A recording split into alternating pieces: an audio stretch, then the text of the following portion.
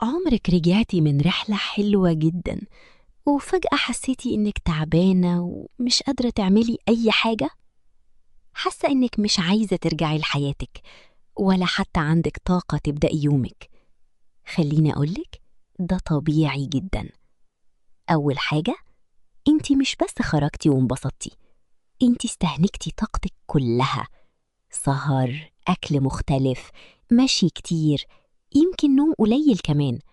فجسمك ببساطة بيقولك كفاية، محتاج راحة. تاني حاجة، انتي كنتي عايشة لحظات حلوة جدا، ضحك، خروج، حرية، وفجأة رجعتي للروتين. فطبيعي تحسي بحاجة شبه الفراغ، أو إن مفيش حاجة exciting زي الرحلة. تالت حاجة بقى، يمكن أول مرة تسمعيها، حتى الفرح الكتير بيتعب. مخك كان طول الوقت متحفز، مناظر جديدة، ناس، أماكن. فأول ما ترجعي يحصل لك هبوط في الطاقة. طيب تعملي إيه؟ أول يوم من روتينك ما تحاوليش تبقي سوبر وومن.